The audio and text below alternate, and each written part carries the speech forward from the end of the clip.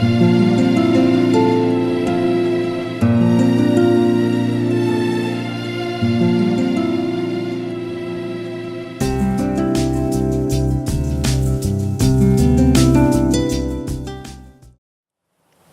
you for joining me for a garden walk. I'm Liz Davey, and this is an NCTV series on gardening. We're going to meet in my garden every 2 weeks and see how it develops throughout the gardening season. This is the second in the series. Last time we were out here, we were in winter coats, and it was really pretty chilly, and there was still a little snow along the edges. What a difference a couple weeks makes. I've been busy outside in the last week, now that it's warmed up a little bit, and the birds are singing, and spring seems to have arrived, or at least is trying to arrive. I'm in the herb garden right now. It was covered with leaves 2 weeks ago. It's been raked off, and a few things are starting to come up. First thing that comes up are chives. And those are the little green spikes here. They will be ready to eat shortly. They grow very quickly once the weather warms up. If I wanted to extend the row, I could dig them up now and divide them. They would be probably the earliest thing I would divide. The other herbs are just starting to emerge from the ground. I have mint. Sorrel is another early herb that we'll see more of later. It's a French herb used in soup primarily, and other herbs will be planted as the time goes on. It's also time, if you haven't done it already, to clean out and hang any bird feeders you have. And I'm going to just put this one up in the tree, and there it will stay. And hopefully, when the wrens come back in a couple more weeks, they'll find a new home. Mice sometimes get into the bird feeders over the winter, so you really need to clean them out and make sure they're ready for their new inhabitants. Actually, the bluebirds come back very early, so if you have bluebird houses, they should already be cleaned out because you may have a nest in them at this time. Now we're going to go over to the perennial garden.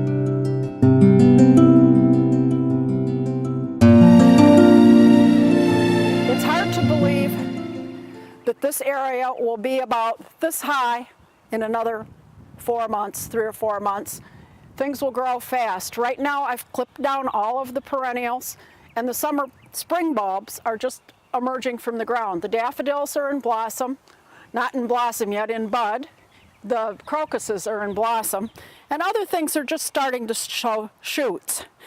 As I cut things down, this was a tall ornamental grass. It was probably this tall. And I cut it down. You can use clippers, but I like to use scissors to cut down an ornamental grass. It just seems to make it go a little easier. You want to cut it down before the new grass starts emerging, or else you'll cut off the new shoots. So that needs to be done fairly early. A reminder, when you're outside cleaning up, back in the leaves, in the branches, be sure to wear your insect repellent. As the temperatures warm up, the ticks become active, and with deer all around Norfolk, it is a problem, and you want to make sure to wear some sort of insect repellent. Tuck your pant legs into your socks, wear long sleeves. It helps protect you from ticks and ensuing Lyme disease. The other thing you want to be sure to do is wear your sunscreen. I wear sunscreen all year round, and you need to remember to put that on daily and as necessary in order to prevent too much sunburn. It's still too early to cut back this butterfly bush. We'll probably do that in a couple weeks. It doesn't have its new growth yet, and I want to make sure I see new growth coming up from below before I cut back the old stems to the ground.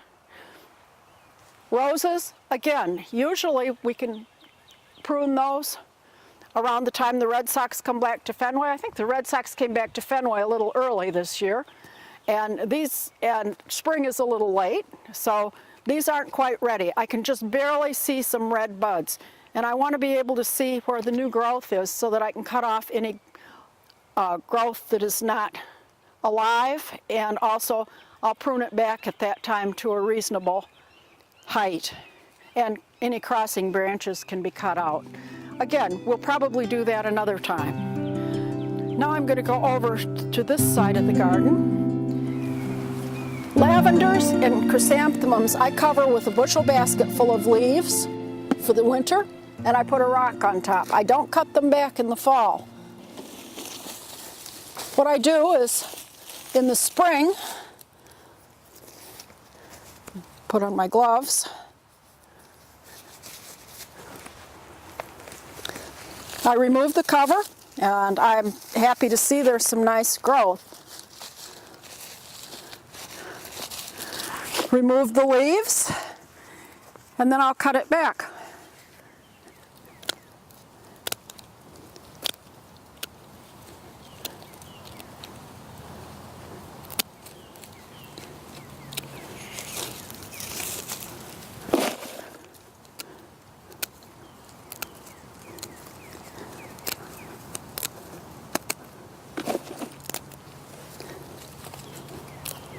Remove any old twiggy growth, and we have a nice chrysanthemum that will bloom this fall nicely. Any other things can be cut off, old stems.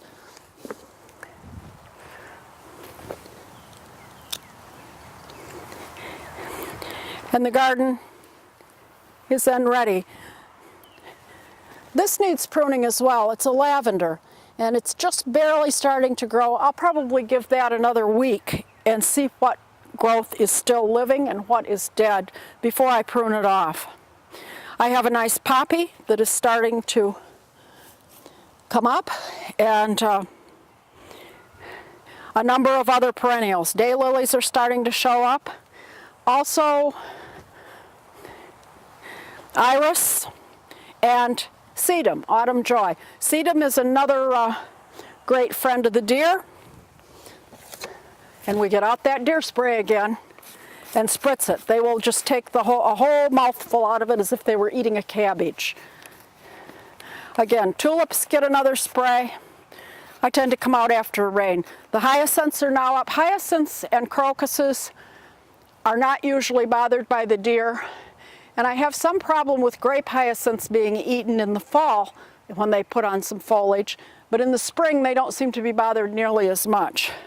Again, tulips are absolutely deer candy, so be sure to keep them sprayed if you want to see the flowers instead of nibbled foliage.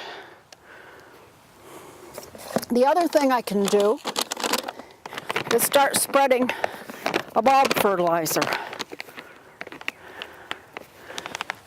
This can be done while they're blooming, after they're blooming, when they just come up.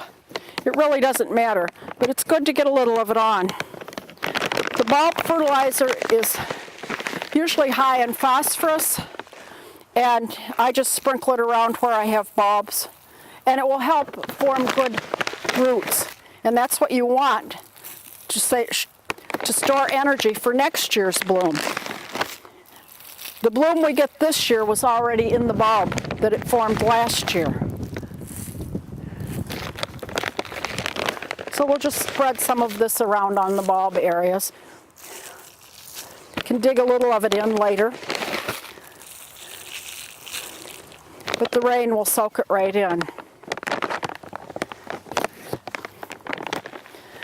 This is a red twig dogwood. It's fairly new.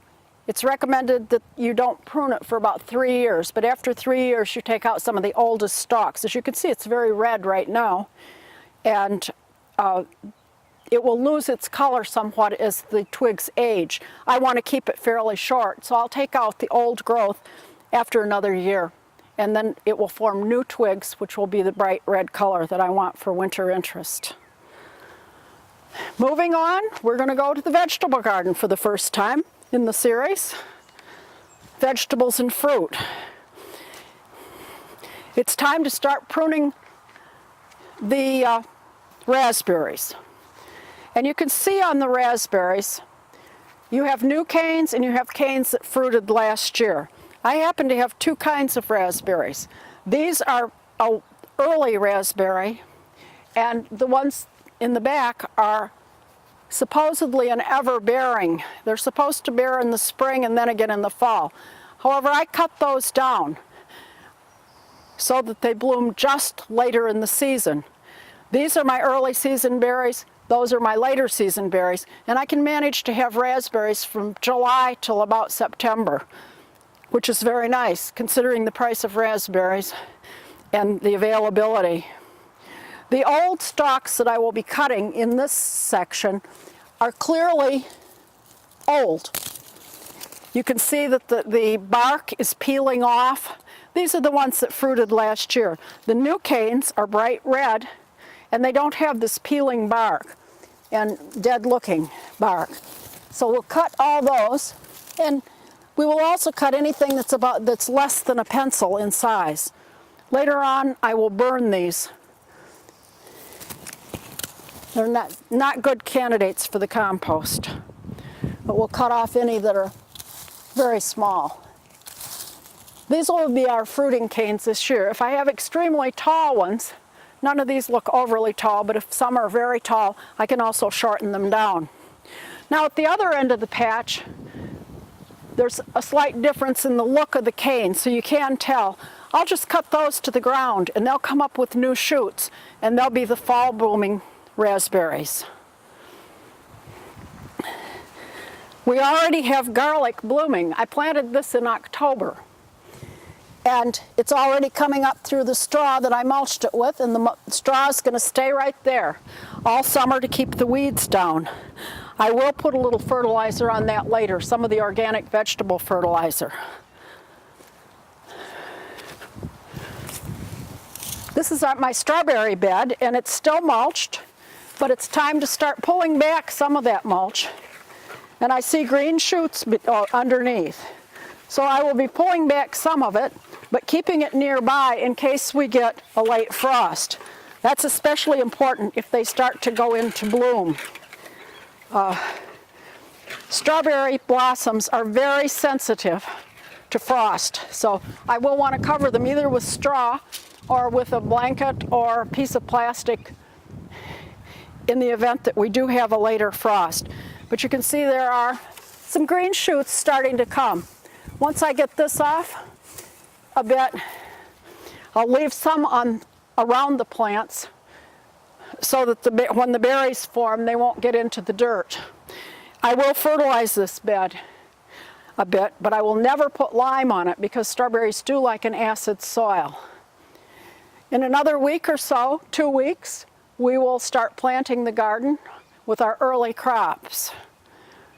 In the meantime, I'll just continue cleaning up, cutting back the straw, and getting ready to plant.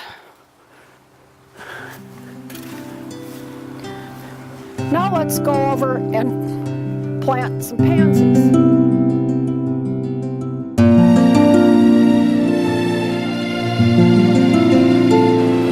I decided I'd like to plant some pansies just to cheer things up a little. It was a long winter, and I'm ready for some flowers. It's a long ways off yet before too much is blooming besides bulbs, but pansies are really hardy, and you can plant those now. I added a little potting soil to my pot. This pot had greens in it in the winter. And the pansies are all over. All the nurseries have them. I'm going to just kind of arrange them. To get them out, instead of pulling on the top too much, just squeeze the bottom. If they have roots coming through already, just kind of rub those off so that you can get the flower out intact.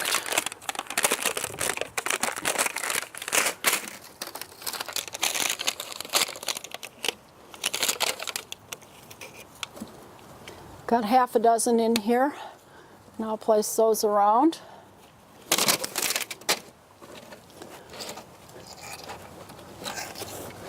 These will continue blooming until the hot weather comes, and I will be adding annuals to this pot later on. Incidentally, while we were back at the chrysanthemum that I uncovered, a lot of people say, well, chrysanthemums never come back for me. I plant them in the fall and they don't come back. And the reason they don't come back is because they need to be planted in the spring. But you won't find chrysanthemums at your local nursery in the spring. They're kind of a fall thing. So what you need to do is mail order small plants They will bloom in the fall, and then you'll have much better luck having them stay over in the garden, especially if you protect them, as I do with a basket or some mulch. Not much of a display, so we need to add something else. I decided to add lettuce. Right now in garden centers, they already have out their early vegetables. Lettuce, parsley, a variety of these things. So we're going to just pop in some lettuce between the pansies. I find lettuce kind of decorative, and it should make a nice tuft, and then we can eat it. Again, we will harvest this before it's time to put other types of annuals in this pot.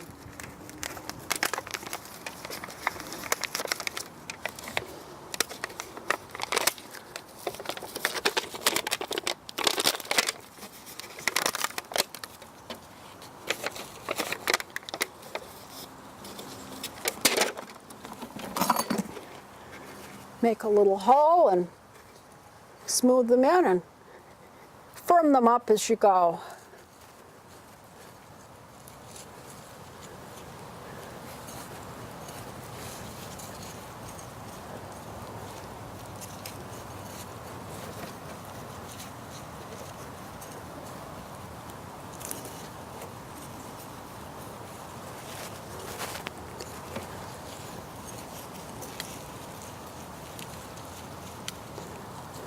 Add a little color, but it needs something else still. So I have some branches. I had these branches in the pots with the evergreens in the winter. I actually found them out back along my property edges. They're wild, but I thought they were kind of pretty. They have kind of a reddish hue that goes with the pansies, and they kind of add to the middle. They may also help keep some of the creatures out of the pansies. And the last thing, of course, is to firm them in with water. Even though the soil's damp, always water plants when you put them in. It helps the roots to get established. Even if you don't need to soak it a great deal. So there we have a spring planter. Now it's time to head to the shade garden. Always something to do in the garden. We're in one of my shade gardens. I have, the whole backyard is pretty shady. And this is a hellebore. And the hellebores are just starting to bud, and they will be in bloom very shortly. They're coming into bloom in 2 weeks. We'll see them in full bloom. But these leaves are really ratty looking, and with a beautiful flower, you don't want ratty leaves. So we'll just cut them off.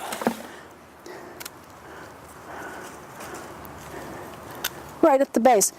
This is a flower that blooms, and then it will form new leaves. So we'll have new leaves after the blooms, which is a little unusual, but it's very effective. These work really well in the shade. They look nice all year. They're a very early bloomer, and they spread quite easily if they're happy. I will have a lot of baby ones to spread around from some of the other older plants, and I can dig those up and move them to different locations. Actually, this was moved from a plant that's over on the other side. A lot of spring bulbs are coming up in here, crocuses, daffodils, and some ground covers too. This one's called an epimedium, and it's just, I can see just hints of it coming up. And what I'm going to do is, just for neatness, nip off the old stems.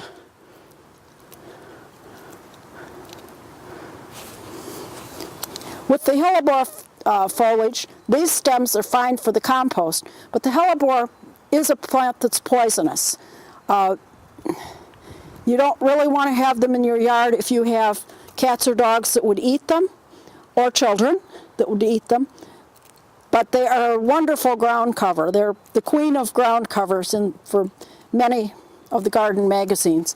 And they're a nice looking plant. They too bloom early, and then they have a very attractive leaf. They spread, but very slowly. So if you need a nice ground cover, they're quite effective for that. I leave a few leaves back here. After all, it's a woodland garden, and woodlands do have leaves, so a few leaves will help nourish the soil. In case I've had any spots that have washed out a little bit, I'll add some fresh compost. It also will feed the things. I have some ferns. Again, they should make new leaves, and I can cut off some of the old leaves. This is a semi-evergreen fern, and the old ratty leaves need to come off at some point before the new growth.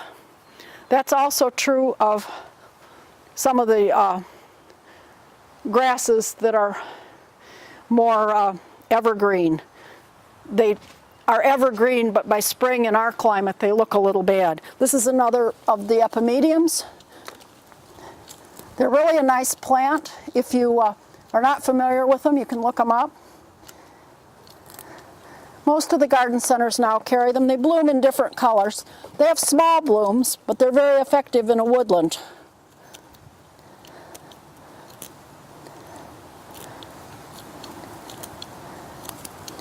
And we'll see more of those as we go on into the garden season. I'm going to walk back to the pond. I haven't done much back there yet, but I will be in the coming weeks. It's time to get it ready.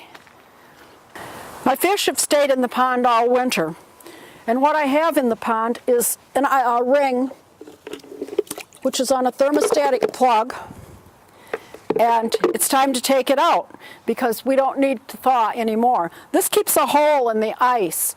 If you don't have a hole in the ice in a pond, a shallow pond like this, and the ice freezes over, the waste products from the fish and the carbon dioxide builds up under there, and the fish will die. If you can keep a little hole in the ice, it allows air to flow in and out of the water, and the fish will live. I also have a thermometer in the pond, and when the temperature of the water is about 50 degrees or higher, I can start feeding the fish with the cold water food. Fish are somewhat dormant. They swim very slowly when the water is cold, and they don't digest the food if you try to feed them when it's too cold. So sometime probably this week or next, if the temperatures do stay warm, we'll feed the fish again and start feeding them about once a day. I also need to do some cleaning. You can see my water condition is not very good. I will be putting in a filter, a skimmer, and a pump in order to circulate the water, and also some bacteria that is beneficial in breaking down some of the sludge in the bottom, and it will be removed through the filter system. Now I think it's time to go inside and do a little work inside. We're still not finished with things indoors.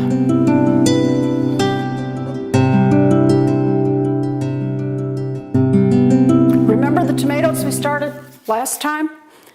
They've germinated. I took off the plastic dome cover. I've been watering them, and they're starting to even form their second leaf.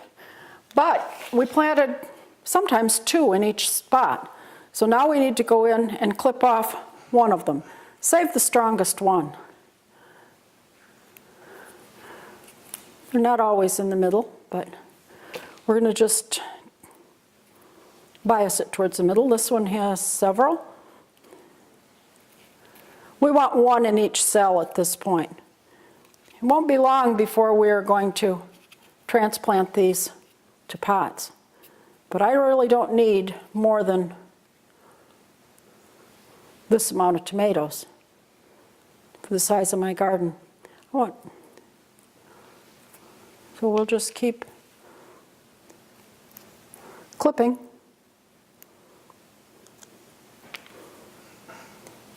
Rather than pulling them, clipping them with a pair of scissors, and I have a very little pair here. They're manicure scissors, actually.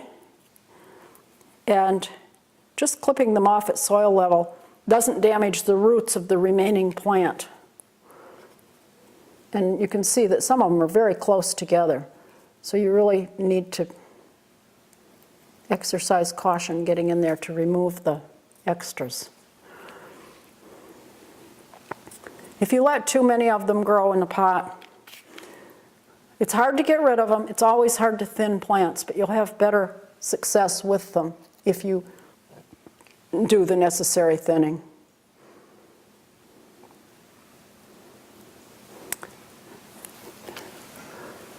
The other thing you can do, our goal is to have short and sturdy plants. And one of the things that can help with this is when we put them back on the light stand, I'll keep the lights just above for about 14 hours a day, 14 to 16 hours. The lights will be just above where it's growing. You have to raise the lights as the plants grow. Also, it helps if you just kind of run your hand over them every day. And if you don't have time to sit there and run your hand over them, which most people don't, you can put a fan on your setup, and the fan will circulate the air and move the plants slightly, and that helps them form a stronger stem to support the plants. When we transplant them, we'll transplant them a little deeper than they're growing, but they're not ready for that yet. Another thing we want to do today is plant some summer bulbs. There are a variety of summer bulbs that you can plant in your garden, or you can start them in the house for an earlier bloom. And today I'm planting some begonias. And what I have is some vermiculite and peat that I've mixed and moistened. We showed the vermiculite last time, also the peat moss that's designed for gardening, both products, not insulation type vermiculite. And I'll just firm that into the pot. And then I'll add some tubers. These tubers I saved from last year. And these were begonias that I dug out of the pot. They're white, they're a large plant. And I'm going to put them in very shallow at first. I'm not sure these are going to grow. They were in cold storage all winter. It may have gotten a little too cold. I have limited spot to store them. But I do try to save the begonias and the dahlias. The dahlias I usually plant outside. They're large and they really take up too much room inside if I planted them here. And I'm just going to barely cover this.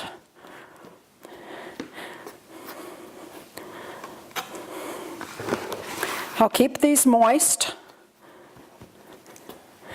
Tamp it down a little bit.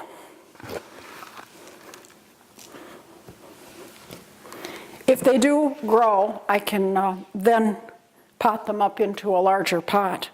Again, when you save things like this, you never know. You'll get some losses, and sometimes you're surprised and everything does pretty well. The other thing I want to show you is a seedling heat mat. These grow best at a higher temperature than my room temperature, so I will put this over on a shelf and I'll put them on the heat mat. It has a thermostatic control. This goes into the pot, and we set our temperature and turn it on.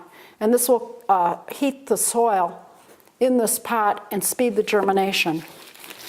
I'll also put a piece of plastic over the top to help hold the moisture in. I want it to vent a little bit because we don't want the bulbs to rot. And I just used a plastic bag that I cut, separated into one piece. And that will go on a shelf, and hopefully we'll see them start to sprout soon and leaves form. And at that point we'll repot them. Other things you can start in the house include cannas. Those are our taller plants, popular plants. Cannas, dahlias. Many of the summer bulbs are not hardy in our area. So you need to get them an earlier start inside if you want them to bloom early. You can plant them outside. If you don't have space to start them inside, they'll just bloom a little later. Now we're going to have a little fun. Garden fun, as it were. I'm going to dye Easter eggs. It's almost Easter, and time to do some dyeing of eggs. Only I'm not going to use the little packages of color you get in the grocery store. I'm going to use some natural products. One of the things we can use is onion skins. That's one that's probably a very old-fashioned one. And I did some that way. And we also use some other things and vegetables. And we'll go along as I pull out the ones I've had in all night. This is from the yellow onion skin. You get a lovely orange color. Let's see. This one's from a red onion skin. I'm not as happy with this one, and I will need to wipe this one off with a paper towel. I've got some of the onion skins on it. Let's see, what do we got here? I had some spinach scraps that I was going to throw away, so I put some boiling water on it and used that and got a very pale green. This is turmeric, which is a spice that you have in your spice cupboard. And that is pretty simple to make. And then we did beets. This was beets, and also red cabbage. And the red cabbage produced an egg that's a lovely blue color. Now, how do you go about making these? It's really pretty simple. For the beets and the red cabbage, you cut up some beets and red cabbage, add 2 cups of boiling water.